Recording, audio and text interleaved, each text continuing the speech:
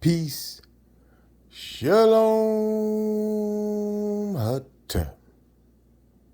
Welcome back to Chapter 12 of Balls of Fire.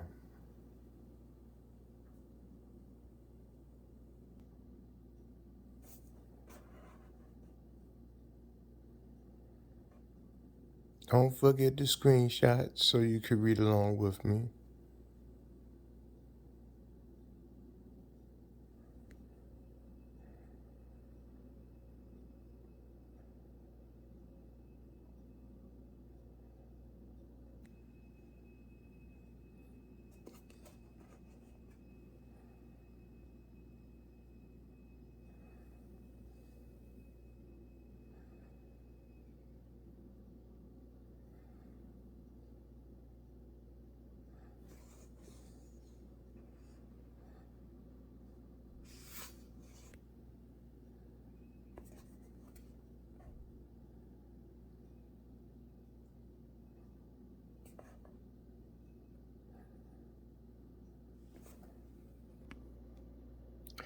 Second base, quantum biology.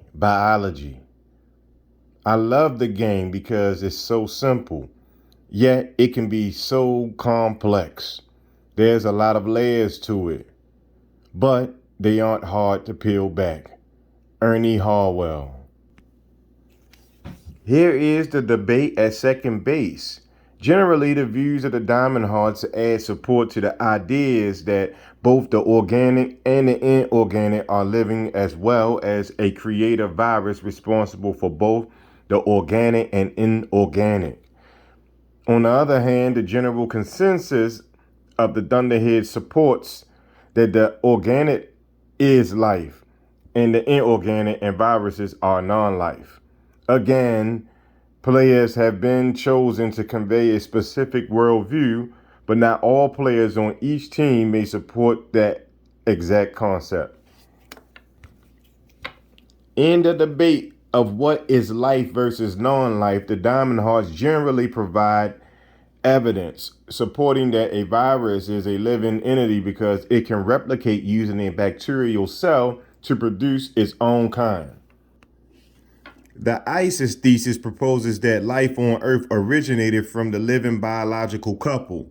So the debate over whether or not a virus is dead or alive is simply pedantic noise characterized by narrow, ostentatious concern for the traditional agenda.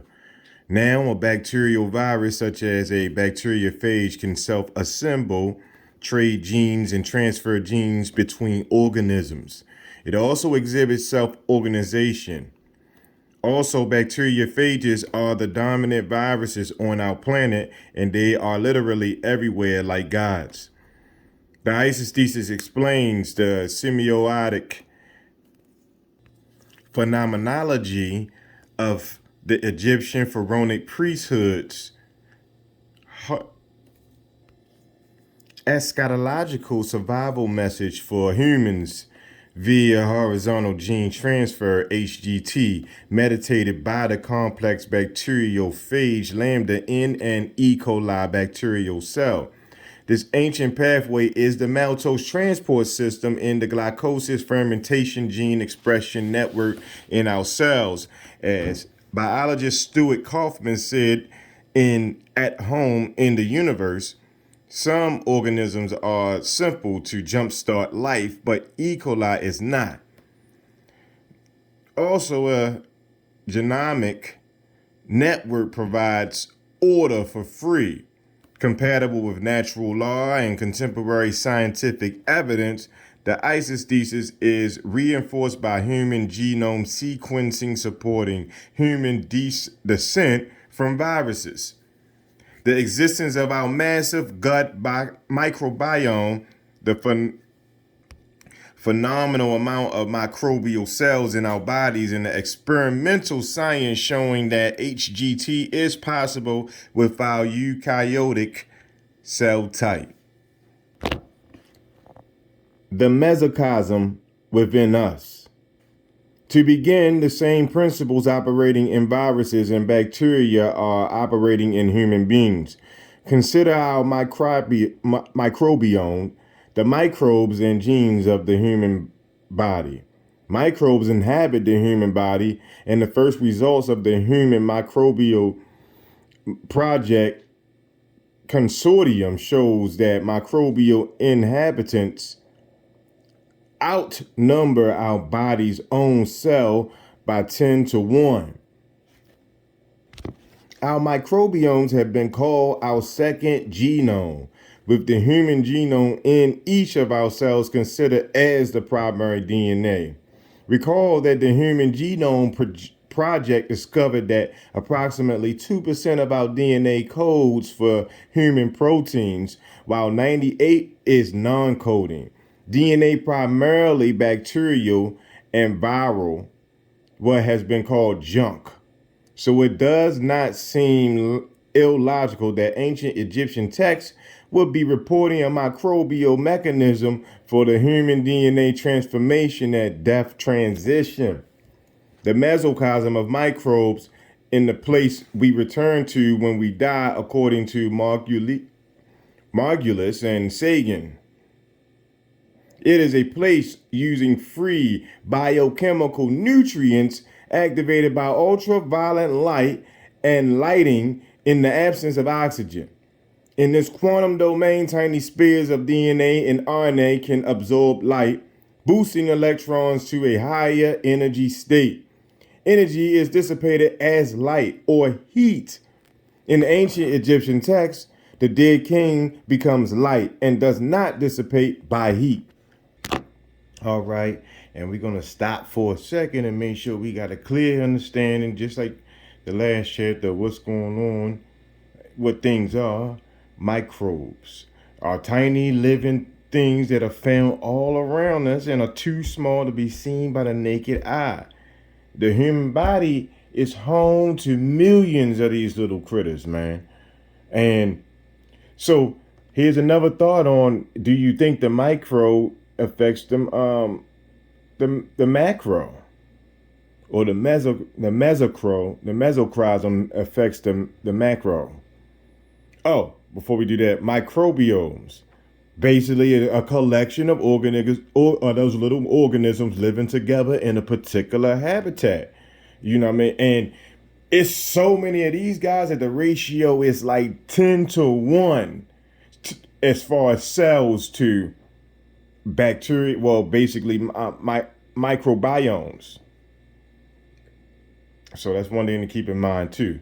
And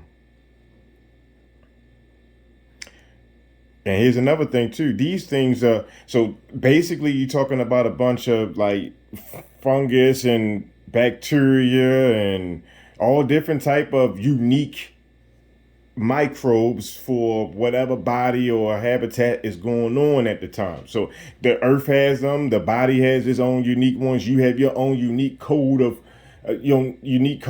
bacteria that's with you from the time that you were born. So everybody has a unique set of them, you know what I mean? And it's so too many to really number or know the relationship between these guys or how they work. But that's again, and we know that bacteria can help us as far as our gut health, or it can hinder us and make us feel sick. So these little guys have the ability to make you happy, sick, well, sad, angry, you know. So who really is in charge here? All right, let me stop playing. Let me get back to this. The Egyptian texts support that the complex phage lambda operates as a world heart, or last universal common ancestor, which is Lusa, due to the competition between two of its proteins that generate two different lifestyles in DNA text.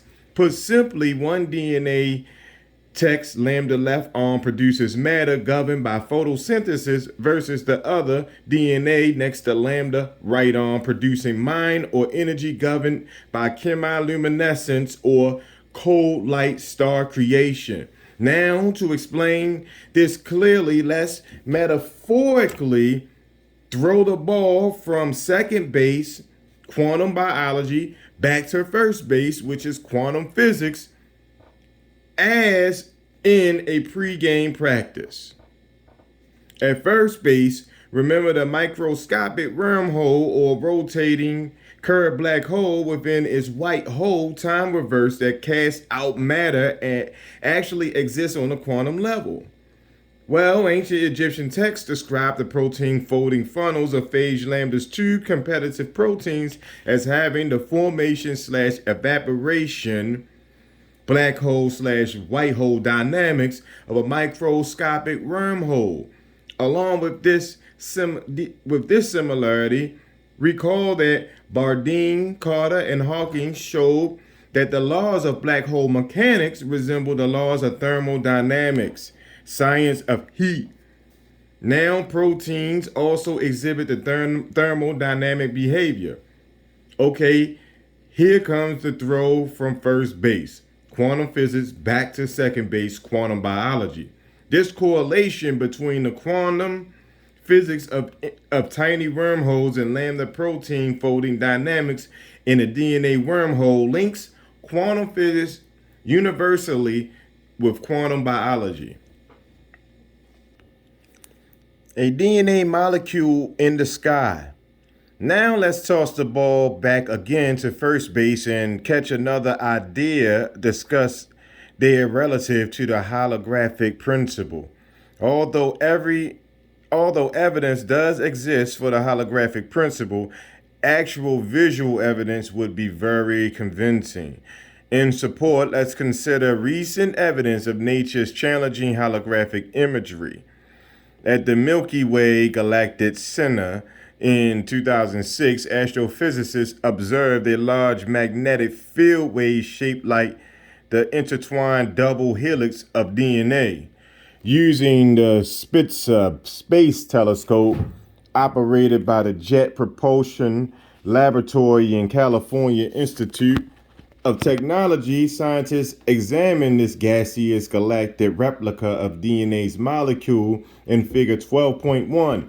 This large double helix magnetic field wave extended perpendicular to the galactic plane just above the Milky Way's central engine, the supermassive black hole Sagittarius A. Scientists agree that large black holes lurk at the center of most galaxies. However, a massive nebula, molecular cloud, above Sagittarius A that was shaped like a cellular DNA molecule must have been a surprise. Earlier in 2004, Robert Braun and David Dilker reported a strange discovery in a survey of galaxy clusters that included the Milky Way. They saw neutral hydrogen atoms stretching like a bridge between Andromeda Galaxy M31 and Triangulum Galaxy M33. Lockman and colleagues in 2012 also confirmed this discovery. In May of 2012, scientists using the Green Bank Telescope in West Virginia mapped this 782,000 light year long hydrogen link, presenting their observations at the 220th meeting of the American Astronomical Society. Curiously, this vast hydrogen bridge between two galaxies mirrors the same biological geometry of hydrogen bonds across protein interfaces on the microscopic scale.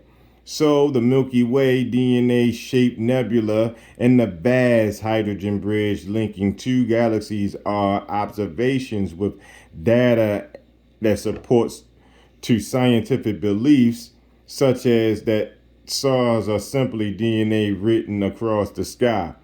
The universe is within us, and we are at home in the universe. Yet the data does not explain why the structure of space-time is molecular. However, the Isis Thesis supports that space-time is molecular because it is the classical holographic shadow cast by the energy landscape folding funnel of phage lambda C1 protein.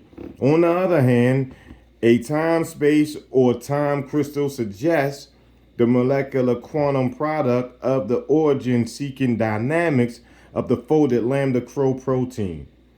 In the initial folding process, lambda crow protein is the intrinsically unstructured protein, like the unstructured toolbox of 98% non-coding DNA in our genome. Figure 12.1, NASA Nebula Hubble Telescope image of double helix magnetic field wave just above the Milky Way central engine, the supermassive black hole Sagittarius A. So take a look at that picture. Let me go ahead and hit that off for y'all right there too. All right. All right. All right. These two cases and additional scientific evidence inform us that our cosmos operates similar to large black holes with a holographic mode of operation. This means that information is stored on the boundary of the cosmos, not in the bulk, but possibly in the quantum core. This suggests that the bulk of our cosmos, with its galactic DNA nebula and the hydrogen bridges between galaxies and Earth, function like a large illusionary hologram that represents the information stored in its tiny core heart. That is the quantum holograph on the mesoscopic scale where viruses and bacteria exist. The Isis Thesis supports that this tiny core heart is the genome of DNA bacteriophage lambda, which is within nature, not outside of it.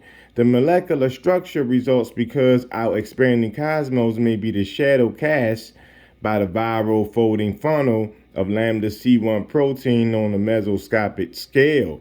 Accordingly, some physicists and biologists are beginning to understand that the fabric of spacetime is molecular and that the equations of quantum mechanics resemble the kinetic molecular theory. So if the tiny quantum world orders our large classical world and spacetime is molecular, then the observations of galactic DNA nebula and galactic hydrogen bonds in the cosmos with a holographic mode of operation suggest the quantum biological and quantum physical laws are ordering the laws of our classical cosmos. This is one way of assessing the observational data, and for many scientists cloistered in their specific disciplines, this evidence of an interdisciplinary merge of microbiology and quantum physics is unknown. Still, because of the holographic mode of operation of our cosmos and its core quantum laws, because of the thermodynamics of black holes and protein folding energy landscapes, scientists understand that a universal relationship between geometry and information exists, but they cannot explain it. So they are searching for an underlying physical quantum theory of gravity or a unified description of space-time and matter. Sorry about that. The Isis Thesis, 2004. Supported by a continuing inductive argument in 12 published papers from 2005 to 2013, the Isis Thesis proposes an underlying biophysical quantum theory as to why spacetime is molecular, which the above astrophysical observations reinforce.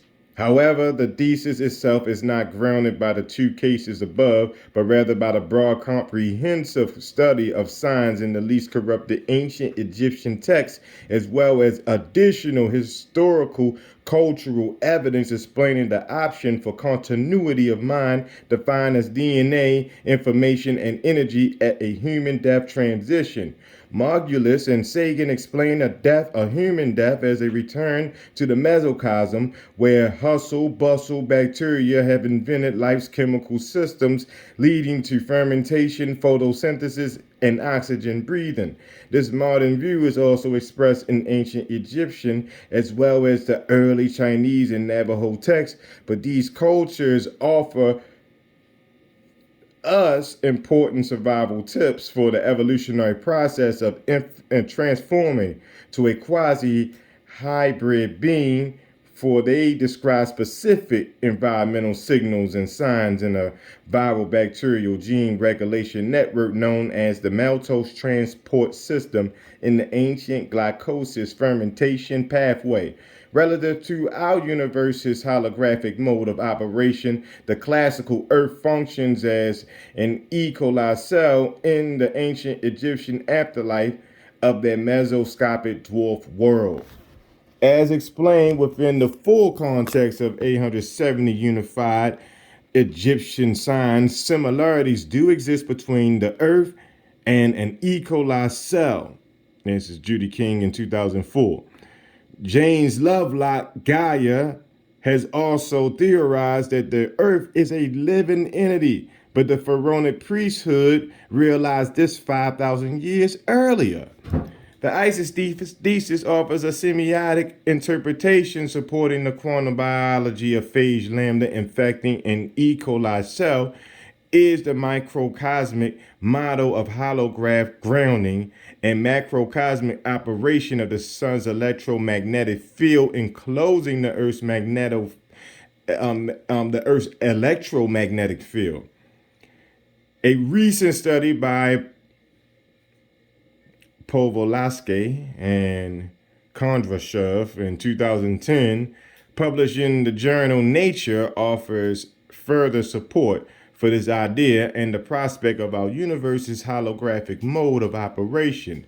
The researchers draw a comparison between the expansion of our physical universe and the protein's cosmos, identifying Earth as an E. coli cell. All right, in figure 12.2, we have Pavelatskaya and Kondrashov, I know I didn't butcher their names, cite 4 studies supporting that the divergence of homologous corresponding in structure and origin proteins from the last universal common ancestor Luca is very similar to the recession of galaxies in our cosmos. The abridged schematic below of the expansion of the physical and the protein universes is drawn from their diagram in the study. Expansion of the physical and protein universes. All right, let's take a quick look at that.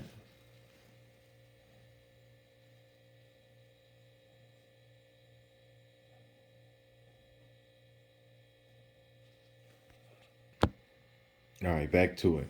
After all, if our cosmos with its holographic mode of operation is just a projected shadow thrown from a quantum protein cosmos, the semiosis is essential because our classical world is perfused with signs as C.S. Peirce observed.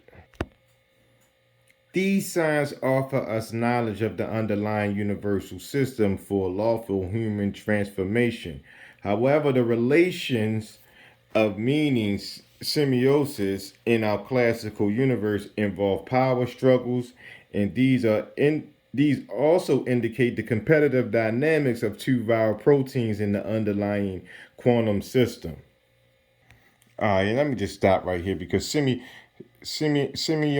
or semiosis, you know what I'm trying to say, the process of signification in language or literature.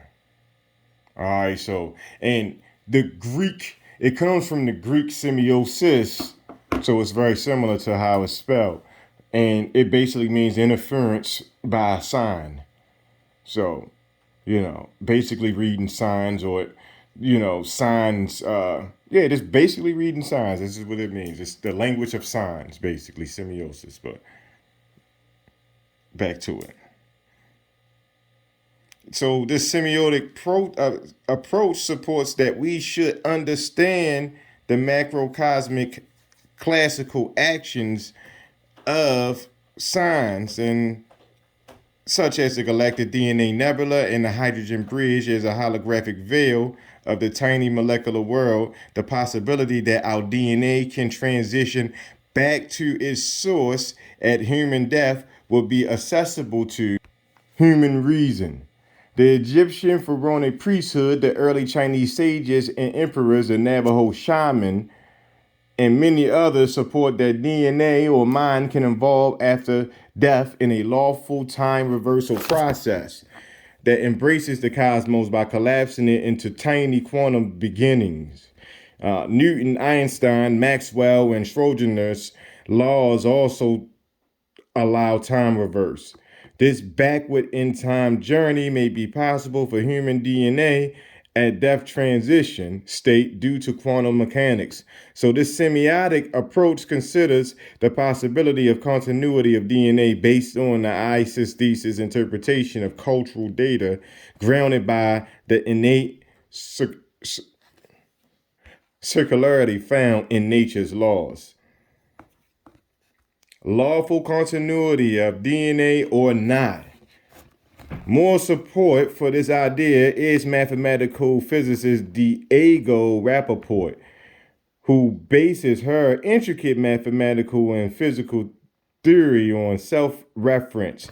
But the subject cognizes the world while acting as a singularity. Rappaport reviews experimental evidence that interpretation, meanings, and intention are biologically grounded in the biophotonic structure process of DNA. Time is related to intention, control, will, the appearance of life, and the myth of eternal return as a self-referential process.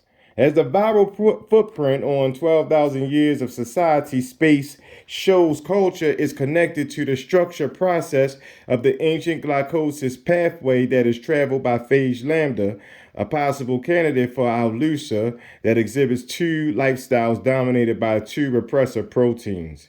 If so, this is downward causation for microbial mind at the quantum origin of our holographic universe, selecting space-time, gravity, thermodynamics, photosynthesis for the unexpected complexity of human matter and consciousness. Time reverse to this final cause or LUSA allows origin, folding dynamics, or mutation back to the original viral genome. That is the order at the home plate. The holographic Earth functions as a genetic switching station to an earlier cosmos or mesoscopic domain. The interaxial folding funnel landscape of protein leads back or seeks or binds its mesoscopic origin before space-time, turning on its gene on the original viral DNA genome. This requires a partnership of both C1 and CRO binding at their respective gene seats. The speculation seems to fit the facts. In contrast, the Thunderheads support that the organic is alive, but the inorganic rocks and viruses crystals are dead.